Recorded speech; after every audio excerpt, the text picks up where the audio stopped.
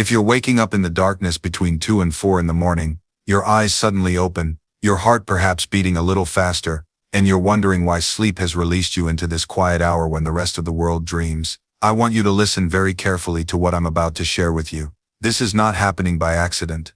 This is not a curse. This is not insomnia in the way you've been taught to fear it. What's happening to you is an invitation so profound, so sacred, that most people will go their entire lives without receiving it. And you're getting it night after night after night. You see, I spent years in the Himalayas, in deep meditation, in caves and ashrams, where silence was our teacher, and the early morning hours were considered the most precious time in all of existence. And what I discovered there, what the ancient masters taught me, what I verified in my own direct experience, is this simple truth: between 2 and 4 in the morning, the veil between the physical world and the spiritual dimensions becomes thin as gossamer. The collective consciousness of humanity quiets. The electromagnetic noise of billions of racing thoughts diminishes, and in that sacred window, your soul can finally get your attention. Right now as I speak to you, you might be exhausted, you might be frustrated, you might have tried every sleeping pill, every meditation app, every remedy the internet has suggested. You might have been told there's something wrong with you, that your cortisol is off, that you need to fix your circadian rhythm, that this is a problem to be solved. But what if I told you that this awakening, this persistent interruption, is actually your higher self shaking you gently and saying, wake up, not just from sleep but from the dream you've been living? What if this is the universe's way of saying you're ready for something more? I know you're tired. I know the world demands so much of you during the daylight hours, but please stay with me, because what I'm about to share with you has the power to transform not just your nights but your entire existence. This message has been trying to reach you, and now finally you're here to receive it. I was young, perhaps 22 or 23 years old, and I had already been practicing meditation for several years. But there was a period, several months long, where I would wake every single night at 3 in the morning, like clockwork. My eyes would open, and I'd be completely, utterly awake. At first, I did what you probably do. I tried to force myself back to sleep. I'd lie there frustrated, watching the darkness, feeling my body tired, but my mind absolutely alert. I'd think about all the things I needed to do the next day. I'd worry about being exhausted. I'd count breaths, recite prayers, try every technique I knew, and nothing worked. The more I resisted, the more awake I became. One night, after weeks of this pattern, something inside me simply surrendered. Instead of fighting it, instead of seeing it as an enemy, I got up. I wrapped a shawl around my shoulders, walked out into the garden of the ashram, where I was staying, and I sat under the stars. The air was cool and clean. The world was completely silent. Not a single bird, not a single voice, not even the wind, just presence, just being. And in that moment, I felt something I had never felt before. It was as if the entire universe was breathing with me, as if every star above was connected to my own consciousness by invisible threads of light. I closed my eyes and dropped into meditation, and what happened next changed everything I understood about reality. I went deeper than I had ever gone before. There was no effort involved. It was like diving into an ocean that welcomed me, that pulled me into its depths with gentle hands, and in that depth, I encountered what I can only describe as the presence of Divine Mother herself. Not as a concept, not as a religious idea, but as a living, breathing, loving intelligence that permeated everything. She spoke to me, though not in words. She showed me that these hours, these early morning hours when the world sleeps, are when heaven and earth hold hands. She showed me that human beings are so noisy during the day, so caught up in survival and stress and endless doing, that the subtle realms cannot reach us. Our radio stations are tuned to static, but in these hours between 2 and 4 when we naturally wake, it's because our soul has an appointment with truth, an appointment with transformation, an appointment with the very reason we came to this earth. I sat there until sunrise, and when I finally opened my eyes I was different, fundamentally different. Something had shifted in the core of my being, and from that night forward I never again saw these awakenings as a problem. I saw them as gifts, as invitations, as the divine alarm clock calling me to remember who I really am. Maya, now, let me tell you what's actually happening in your body, your mind, and your spirit during these hours. Because understanding this will change how you relate to these experiences forever. From a spiritual perspective, these hours are called Brahma Muhurta in the ancient yogic traditions. This Sanskrit term means the time of Brahma, the time of the Creator, the time when creation itself is most accessible to human consciousness. It's considered the most auspicious time for spiritual practice, for meditation, for connecting with the infinite intelligence that creates and sustains all life. Why? Because during these hours the Earth's electromagnetic field shifts. The collective unconscious of humanity enters its deepest sleep. All those billions of minds, usually broadcasting their fears and desires and endless mental chatter, they quiet down. And in that quieting, the subtle frequencies, the higher vibrations, the wisdom of your own soul can finally break through the noise. Think of it like this. During the day you're trying to hear a whisper in the middle of a rock concert. The music is blasting, people are shouting, lights are flashing, and that still small voice inside you doesn't stand a chance. But at 3 a.m. the concert ends. The venue empties, and suddenly that whisper becomes the only sound in the room. Suddenly you can hear it with perfect clarity. Your body knows this. Your pineal gland, that tiny pine cone-shaped gland in the center of your brain, that ancient mystics called the seat of the soul, the third eye, it becomes most active during these hours. It produces different neurochemicals. It becomes more receptive to frequencies beyond the normal waking state. You're literally wired for spiritual experience in these moments. But here's what most people don't understand. When you wake up between 2 and 4 a.m., your conscious mind immediately panics. It says, this is wrong, I should be sleeping. I have work tomorrow. Something is broken. I need to fix this. And that panic, that resistance, that fear, it slams the door shut on the very experience trying to reach you. It's like someone knocking on your door with a gift, and instead of opening it, you barricade yourself inside and shout, "Go away, you're interrupting me. This isn't a good time. The universe is knocking, and you're treating it like an intruder." What I'm inviting you to do, what I'm showing you right now, is to change your entire relationship with these awakenings, to stop seeing them as insomnia, and start seeing them as initiation, to stop fighting and start listening, to stop treating this as a medical problem, and start receiving it as a spiritual opportunity.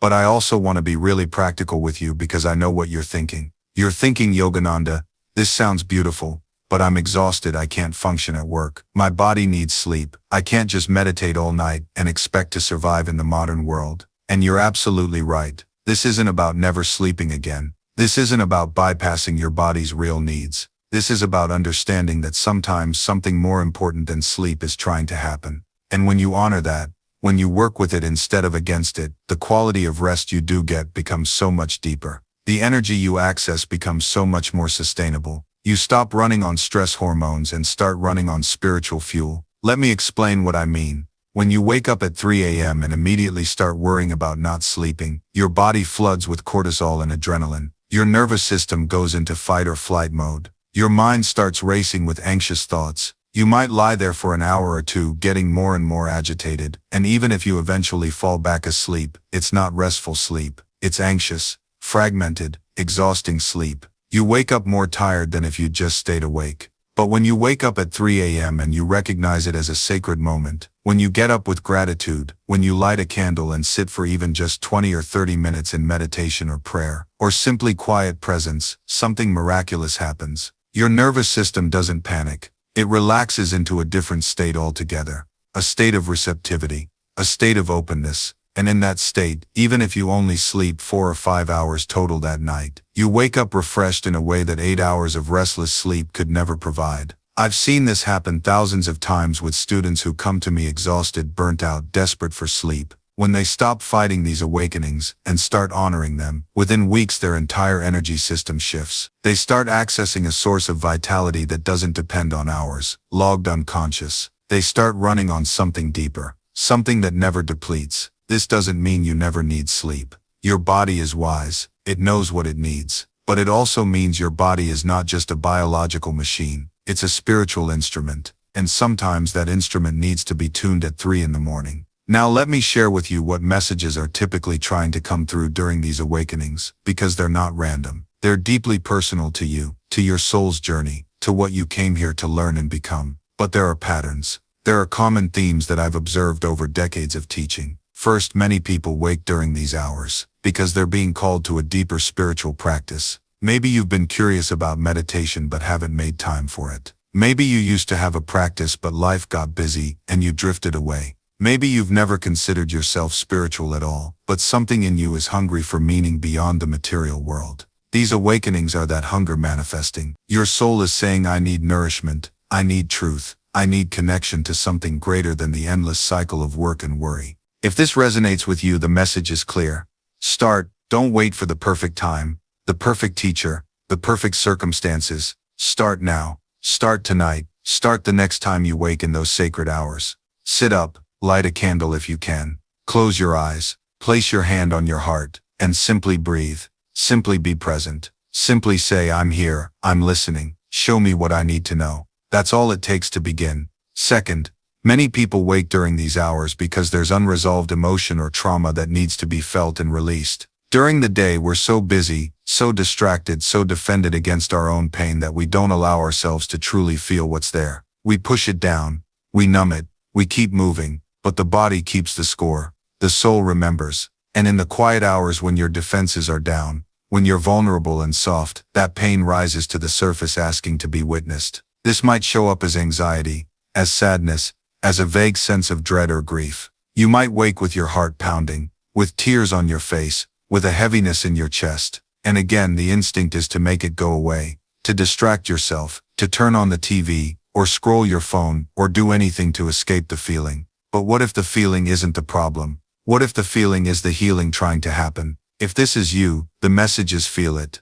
Let yourself cry if tears come. Let yourself shake if your body wants to shake. Place your hands on your heart and breathe into whatever is there with compassion. Say to yourself, this feeling is welcome here. I'm safe to feel this. This is old pain, leaving my body. You don't need to analyze it or understand it or fix it. You just need to let it move through you. And in the allowing, in the acceptance, the healing happens. Third, many people wake during these hours because they're receiving guidance about their life path. Maybe you're at a crossroads. Maybe you're feeling stuck in a job or relationship that no longer serves you. Maybe you have a dream you're too afraid to pursue. Maybe you're living someone else's version of your life instead of your own. The soul knows. The soul always knows. And in these quiet hours, it tries to show you the truth. It tries to whisper the next step. This might come as a sudden clarity, an insight, a vision, a feeling. It might arrive as a dream, so vivid, you wake up breathless. Or it could be something as simple as a book falling off a shelf, open to exactly the page you needed to read. I've seen this happen more times than I can count. A woman tells me she was stuck in a relationship that drained her, but every time she considered leaving, fear paralyzed her. Then one morning, during meditation, she felt this overwhelming warmth in her chest, a knowing clear as daylight, that she deserved more. She didn't hear words, she didn't see visions, but something shifted, and that shift gave her the courage to walk away. That's what silence does. It clears the static so the signal can come through. But here's the thing, most people miss it. They get the whisper, the nudge, the intuitive hit, and then immediately dismiss it. That's just my imagination, they say. That's not realistic. That's not logical. And so they go back to the noise, back to scrolling, back to asking everyone else what they should do. And the whisper fades, because intuition doesn't shout. It doesn't beg. It offers itself once, maybe twice. And if you ignore it, it retreats. Not out of spite, but because it knows you're not ready to listen. So you have to train yourself to recognize it. You have to learn the difference between fear and intuition, between ego and inner knowing. Fear screams, intuition whispers, ego demands, inner knowing simply suggests. And the more you honor those whispers, the more you act on them, even in small ways, the louder they become. Not louder in volume, but clearer, sharper, until one day you realize you don't need to ask anyone for advice anymore. You already know. You've always known. That's what silence gives you. Not answers handed down from the heavens, but access to the answers already inside you. And here's where it gets even deeper. Silence doesn't just connect you to your own wisdom, it connects you to something much bigger. Call it the universe, call it God, call it source energy, collective consciousness, the quantum field, whatever language resonates with you. Because when you quiet your mind, you stop being a separate self, shouting into the void. You start to feel the interconnectedness of everything. And that interconnectedness changes everything about how you experience your own emotions. When you realize you're not isolated, that your awareness is part of something infinitely larger, suddenly your personal drama doesn't consume you the way it used to. The anxiety that felt like it would crush you, it's still there, but now there's space around it. The anger that used to hijack your entire day, you can watch it rise and fall like a wave without becoming the wave itself. This is where meditation stops being just a nice relaxation technique and becomes genuinely transformative.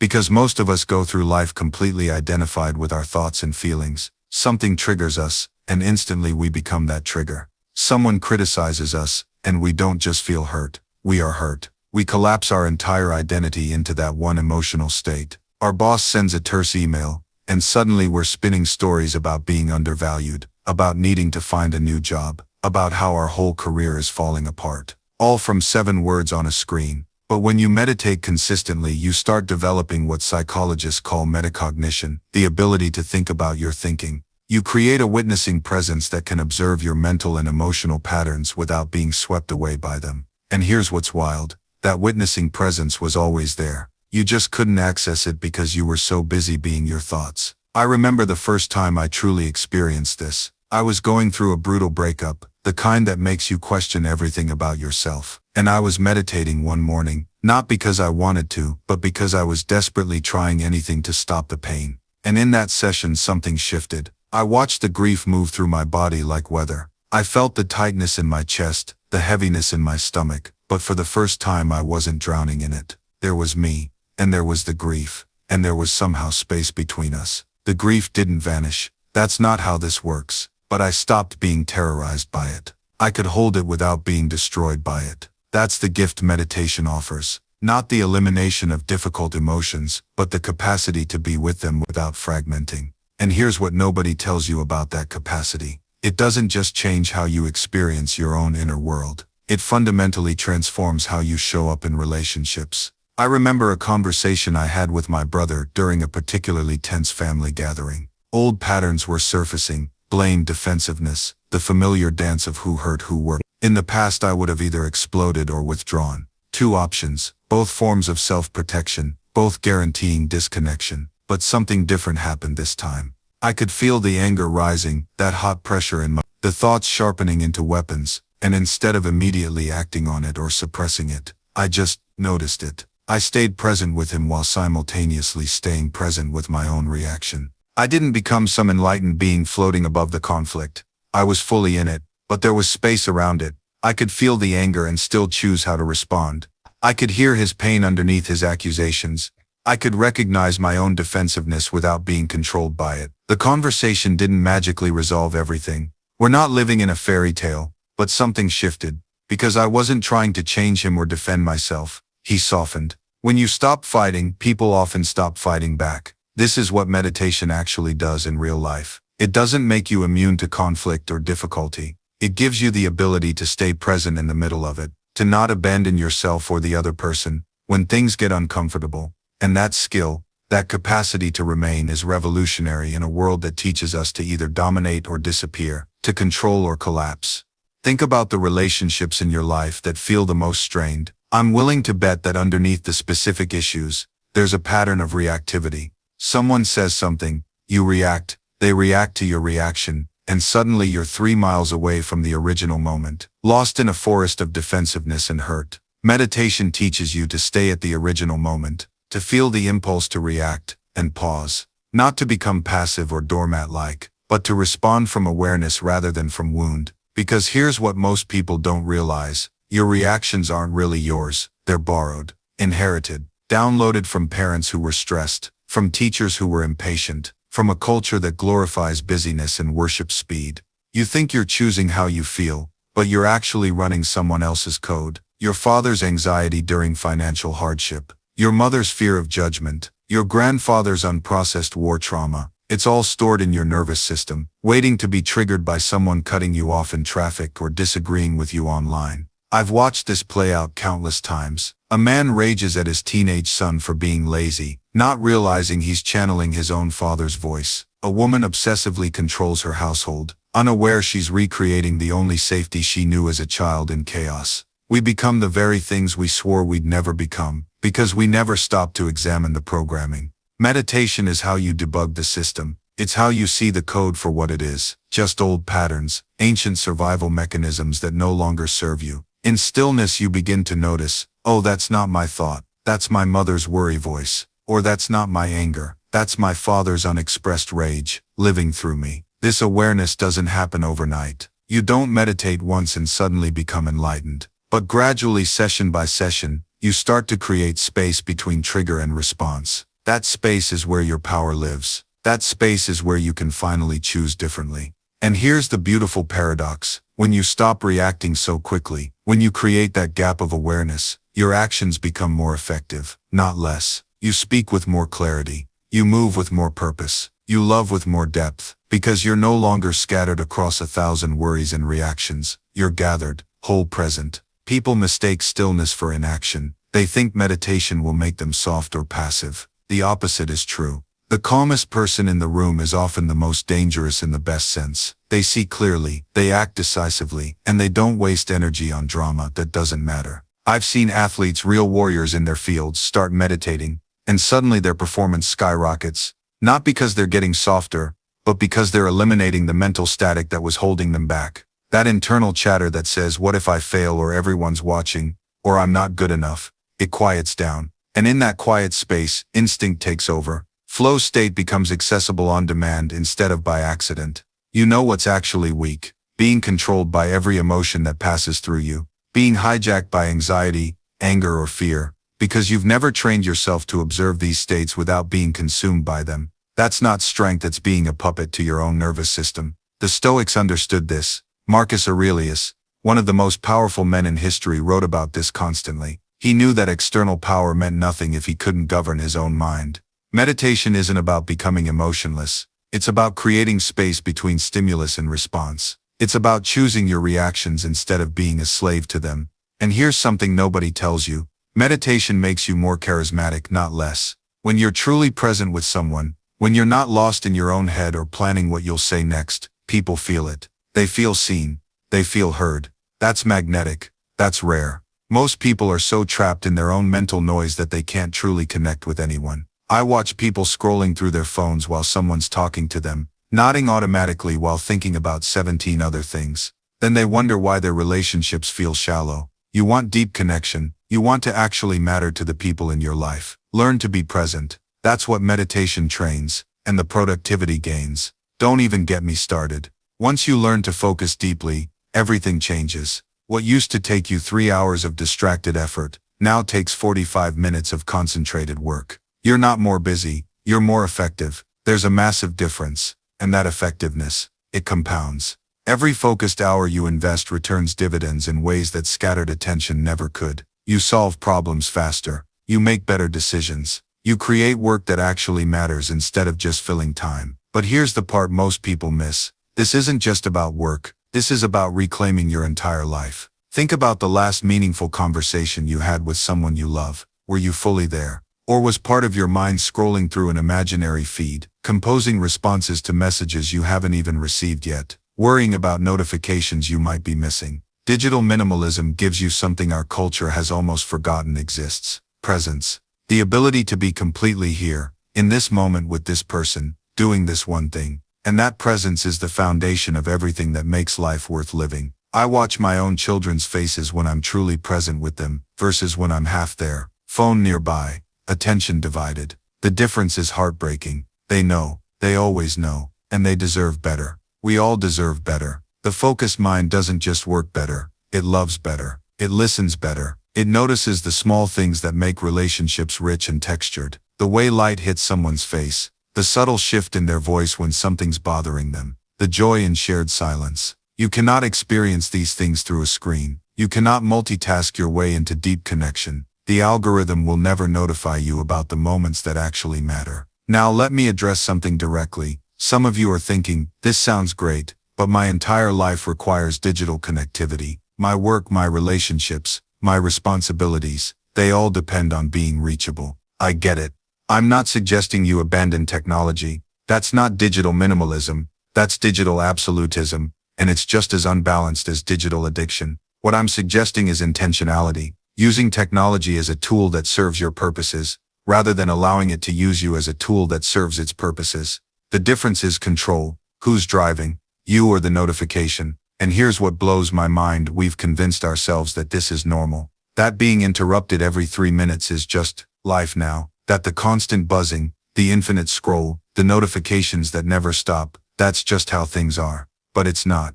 Your great-grandparents didn't live like this. Hell, you didn't live like this 15 years ago. This level of fragmentation is brand new, historically unprecedented. We're the guinea pigs in the largest attention experiment ever conducted, and we didn't even sign up for it. I was talking to my friend who's a neuroscientist, and she said something that genuinely scared me. She said we're raising the first generation of humans whose brains are being fundamentally shaped by algorithms designed to exploit their vulnerabilities. Think about that. Not shaped by parents, teachers, or communities. Shaped by recommendation engines optimized for engagement metrics. And the crazy part, we know this. Deep down, we all know it. That's why you feel that pit in your stomach when you realize you've been scrolling for 40 minutes. That's why you hide your screen time stats from yourself. That's why digital detox has become an actual phrase we use. Your body is literally trying to tell you something, but knowledge isn't enough. You can know that ultra-processed food is bad for you and still crush a bag of chips at midnight.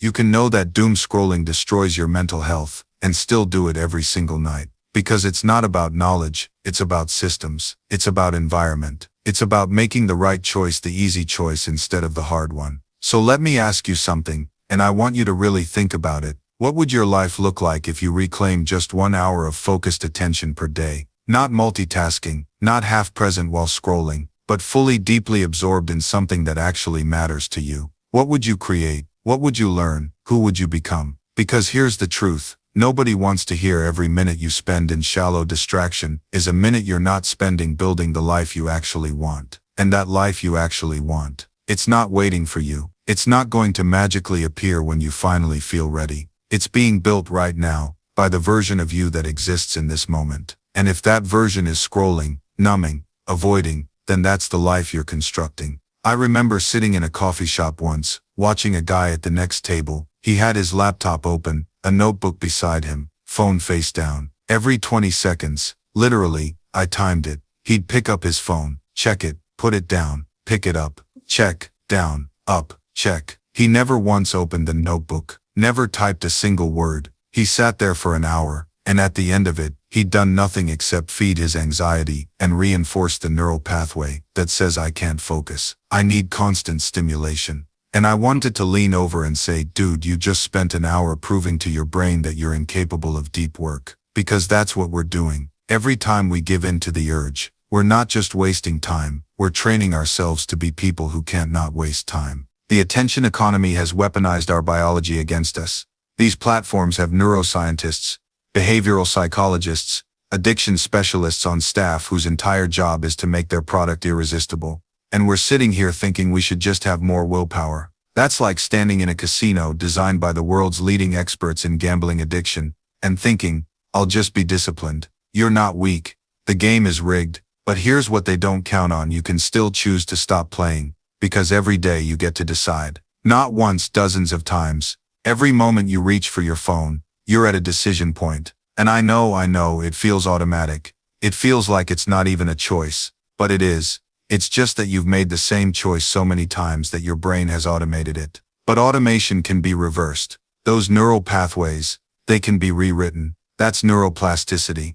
That's the beautiful, frustrating truth about your brain. It adapts to whatever you feed it. You've spent years feeding it distraction. Now you get to feed it something else. And here's what that feeding process actually looks like. Most people think they need to overhaul their entire life in one dramatic weekend. Delete every app, burn their phone, move to a monastery. That's ego talking. Ego loves grand gestures because grand gestures feel important. And ego needs to feel important. Real change, real rewiring. It's boring as hell. It's choosing just once to not check your phone when you're standing in line at the grocery store. To let yourself be bored for 90 seconds while the person in front of you fumbles with their credit card. It's sitting down to work and noticing the itch to open a new tab. And instead of judging yourself for having the itch, you just don't scratch it. You watch it. You let it sit there buzzing in your chest like a trapped fly. And then after 10 or 15 seconds it fades. That's it. That's the whole practice. You're not conquering some demon. You're not achieving enlightenment. You're just watching an impulse arrive and choosing not to follow it. Do that enough times. 50, 100, 500, and something shifts. The impulse becomes smaller, quieter, less convincing. Your brain starts to learn, oh, we don't actually need that hit right now. We can survive this moment without checking, scrolling, refreshing. This is where people mess up though. They expect the shift to feel good. They expect some triumphant moment where distraction loses its grip and they feel victorious. That's not how it works. What actually happens is nothing. You just stop needing the thing as much. It becomes neutral, boring even. You look at your phone and feel the same mild indifference you feel toward a stapler. Sure, it's useful sometimes, but you're not emotionally attached to it anymore. That neutrality, that's freedom, not the fireworks kind, the quiet, unremarkable kind, the kind that actually lasts. Because here's what nobody tells you about real happiness. It's boring as hell from the outside looking in. The person who's genuinely content doesn't make for good television. They're not climbing Everest or backpacking through Southeast Asia or building a startup empire. They're probably sitting in their modest apartment on a Wednesday night, reading a book they've been enjoying, with a cup of tea that's exactly the right temperature. There's no hashtag for that, no inspirational quote, no viral moment, but inside, they're experiencing something most people never find, a fundamental okayness with existence itself. I spent years thinking I was broken because I wasn't constantly striving for the next thing. Turns out I wasn't broken, I was just starting to wake up. The people who seem to have it all, look closer. Most of them are running from the same emptiness you are. They've just got better props in their production. Real happiness isn't about acquiring the right circumstances. It's about dissolving the belief that you need circumstances to be different than they are. And that sounds like giving up until you actually try it.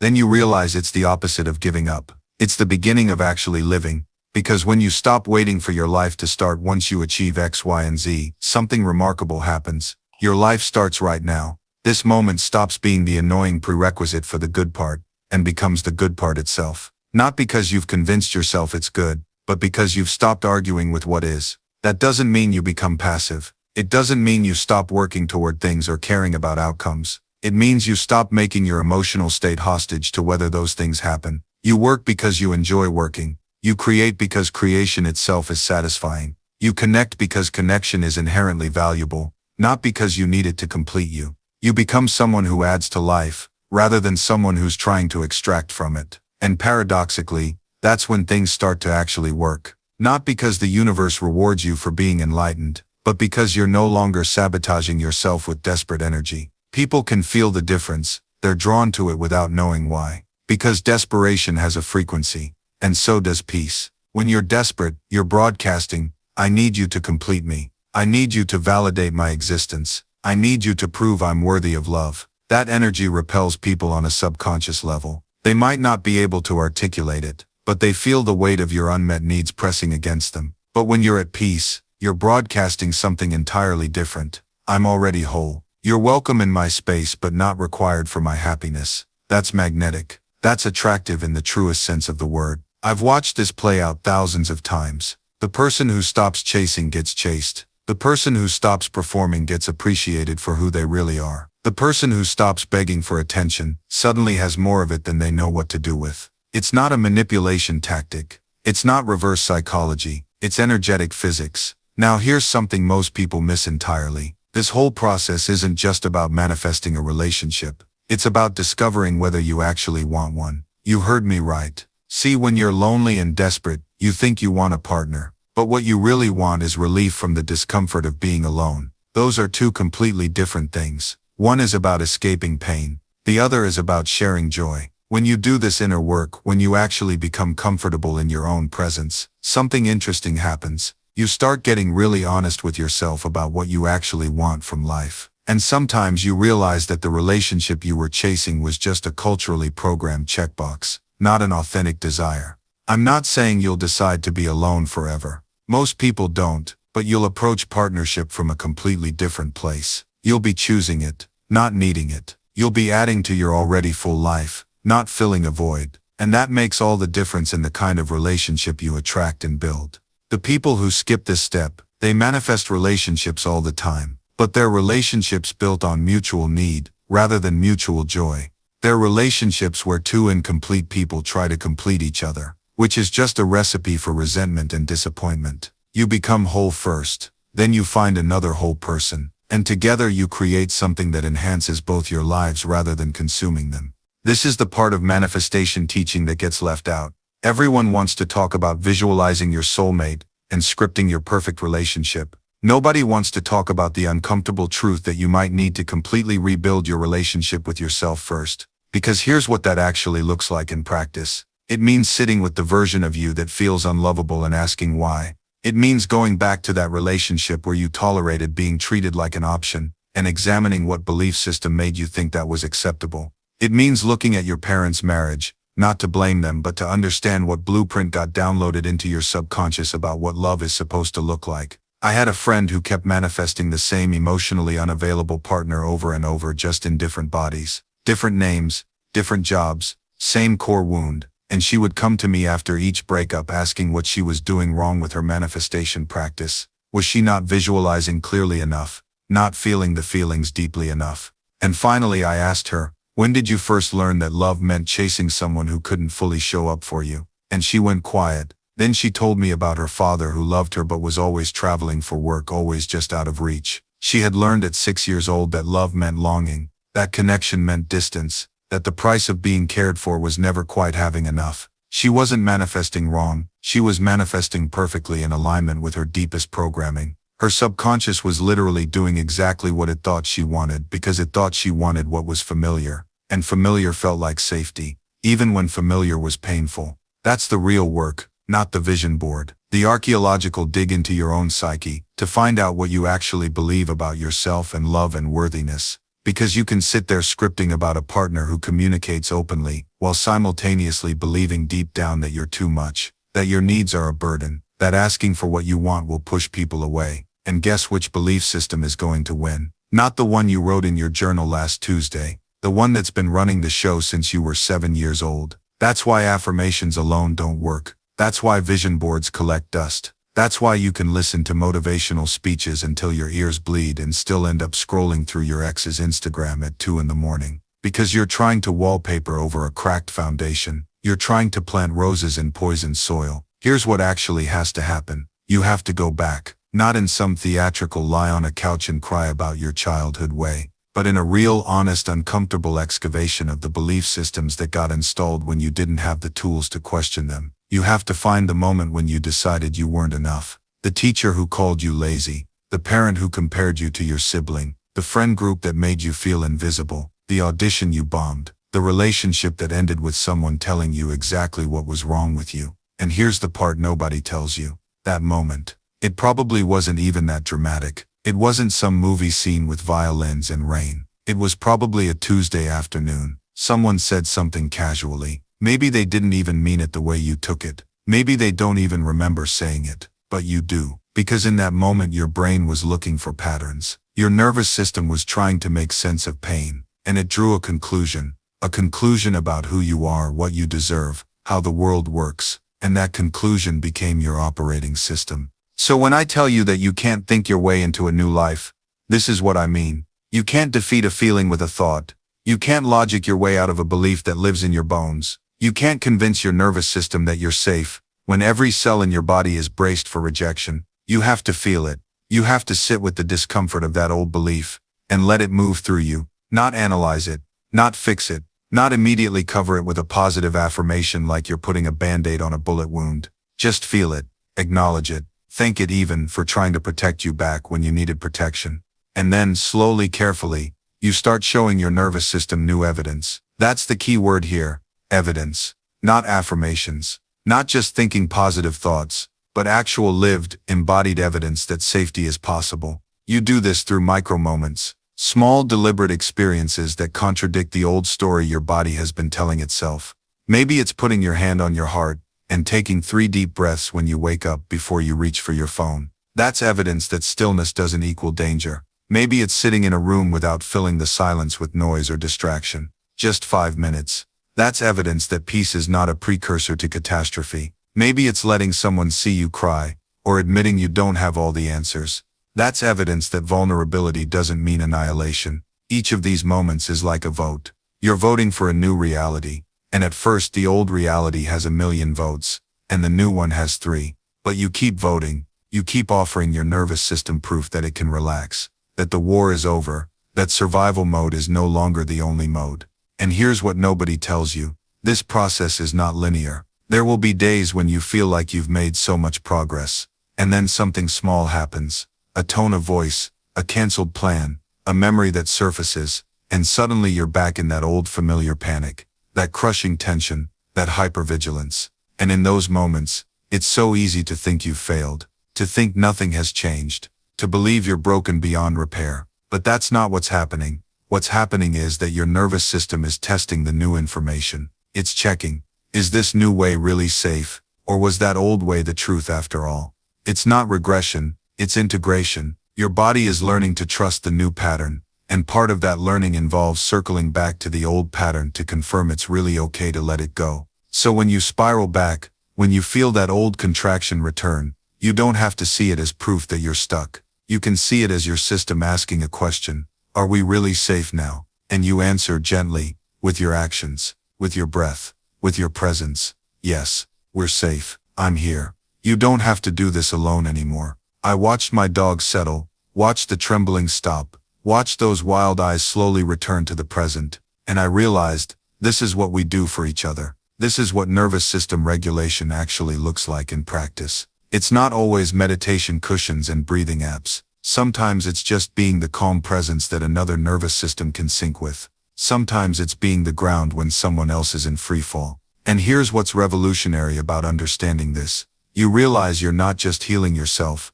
Every time you regulate your own nervous system, you become a resource for others. Every time you choose to pause instead of panic, to breathe instead of react, you're creating what researchers call a social buffer for the people around you. Your partner comes home stressed from work. Your child has a meltdown. Your friend calls in crisis. If you're regulated, you become their anchor. Your nervous system literally sends signals. It's safe here, you can come down.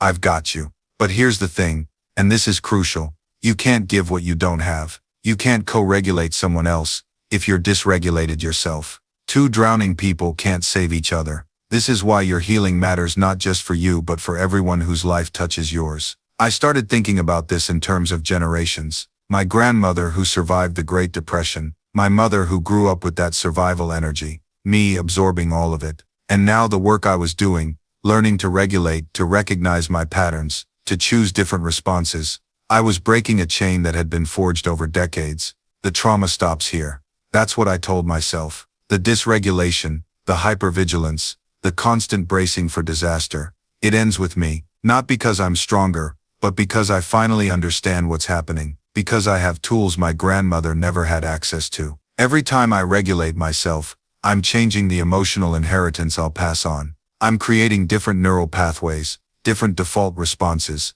different ways of being in the world. And anyone who comes into my orbit, especially children, especially animals, especially sensitive souls, they'll encounter something different than what I encountered. They'll encounter a nervous system that knows how to return to safety, a presence that doesn't panic, a person who can hold space without collapsing into it. This is the ripple effect nobody talks about. We think healing is personal, private, individual, but your nervous system exists in relationship. It always has. You were born into a web of other nervous systems, and you'll live your entire life in that web. That's why trauma isn't just passed down through stories or beliefs. It's passed down through nervous system states. Through the mother who couldn't feel safe, who held her baby with unconscious tension in her arms. Through the father whose eyes never softened, whose body never signaled you can rest here. Through the grandparent who survived something unspeakable and learned to live in a permanent state of readiness. The child doesn't need to know what happened. The child's nervous system reads the parent's nervous system like you'd read a book.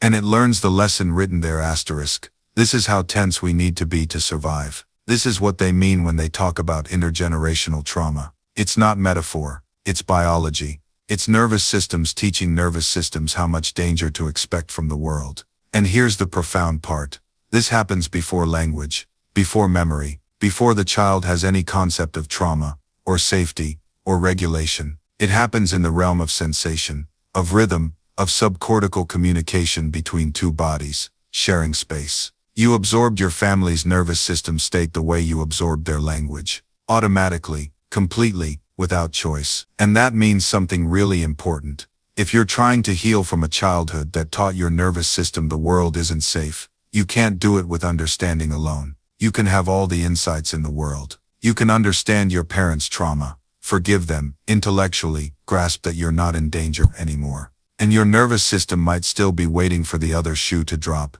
still braced for impact, still running the same protective patterns it learned 30 years ago. Because nervous systems don't learn primarily through insight. They learn through experience, through repeated embodied experiences that contradict the old lessons. This is why therapy sometimes helps and sometimes doesn't.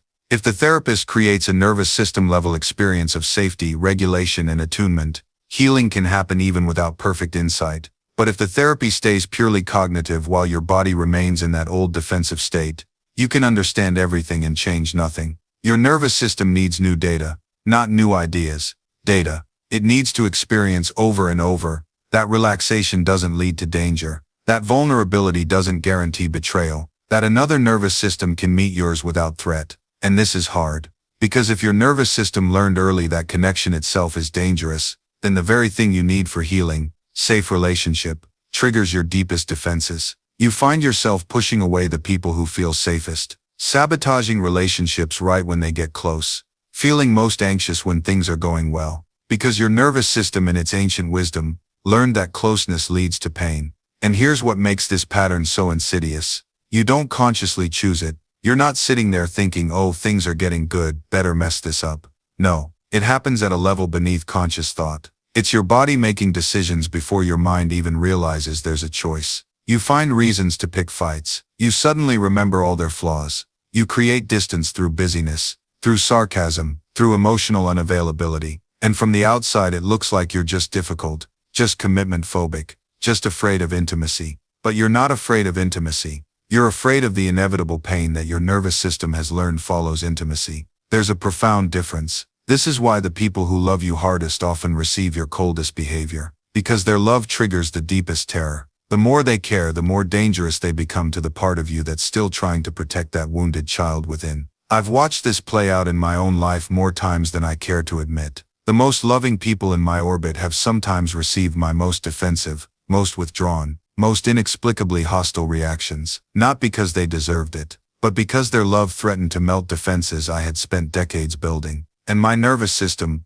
loyal to its ancient programming, fought back. The body keeps the score, as they say, and the score it's keeping isn't always in your favor. Now, here's where the journey gets really challenging, because recognizing these patterns is just the beginning. The hard part, the part that requires real courage, is allowing yourself to feel safe when you're not in danger. Allowing yourself to receive love when no punishment is coming. Allowing your nervous system to update its threat assessment. This requires what I call radical repatterning, and it doesn't happen through insight alone. You can understand your attachment style intellectually, read all the books, know all the terminology, and still find yourself enacting the same painful patterns. Because healing happens in the body first, and the mind follows. This is why embodied healing practices matter so much. Therapy, yes, but also somatic work, breath work, movement, things that actually discharge the trapped energy in your nervous system. I started doing something really simple that changed everything.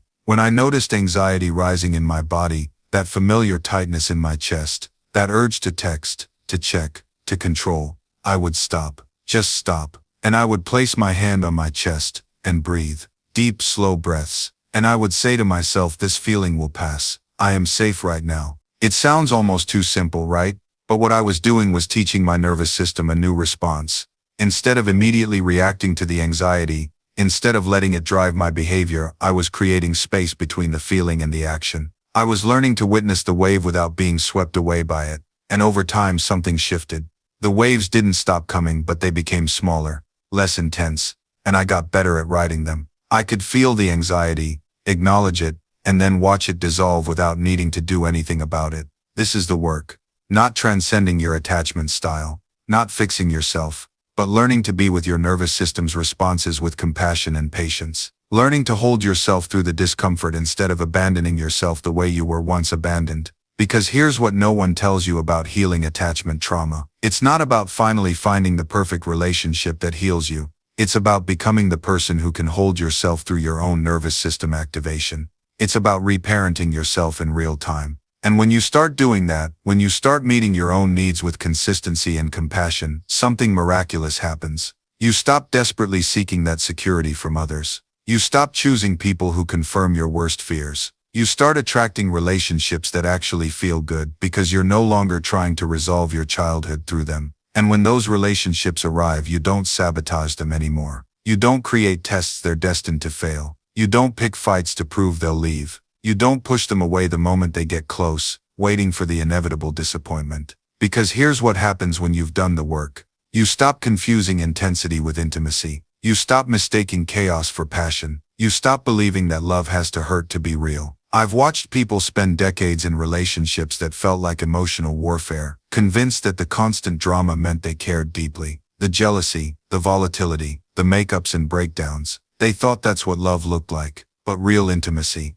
it's actually kind of boring to the unhealed nervous system. It's steady. It's safe. It doesn't flood you with adrenaline or cortisol. There's no crisis to manage, no wound to prove, no abandonment to rehearse. And if you've spent your whole life addicted to that emotional roller coaster, peace feels wrong. It feels empty. So you create problems where none exist, because at least then you feel something familiar. But when you heal, boring becomes beautiful. Stability stops feeling like stagnation. You start valuing someone who shows up consistently over someone who shows up intensely. You choose the person who's there on a random Tuesday over the one who grand gestures their way back after disappearing for weeks. You start to understand that real love isn't about completing you. It's about accompanying you. It's not about filling your emptiness. It's about witnessing your wholeness. And you stop looking for someone to save you, because you've already saved yourself. You stop needing a hero, because you've become your own. You stop searching for your other half, because you've finally become whole. This doesn't mean you don't need people. It means you need them differently, not from desperation, but from choice, not from emptiness, but from overflow.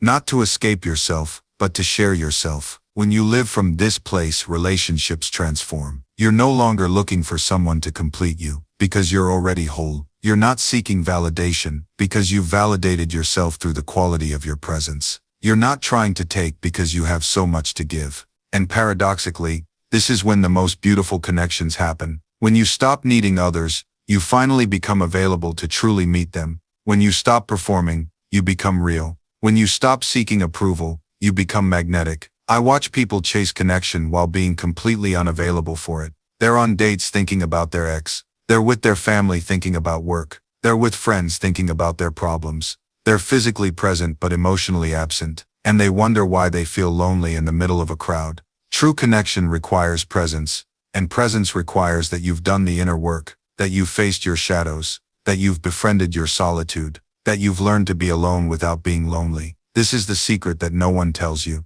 The quality of your relationships is determined by the quality of your relationship with yourself. The depth of connection you can have with others is limited by the depth of connection you have with your own being. The love you can receive is constrained by the love you've learned to give yourself. So yes, face the phone, face the fear, face the empty evening, face yourself, not as an enemy to be defeated, but as a mystery to be explored. Not as a problem to be solved, but as a presence to be honored. Because on the other side of that fear, on the other side of that discomfort, on the other side of that restlessness, there you are, the real you, the one who's been waiting patiently beneath all the noise and distraction, the one who has something to say if you'll finally listen, the one who knows what you truly need, if you'll finally ask. This is what stillness teaches. This is what solitude reveals. This is what silence offers. Not emptiness, but fullness. Not isolation, but integration. Not loneliness, but wholeness. And from that wholeness, you can finally begin to live,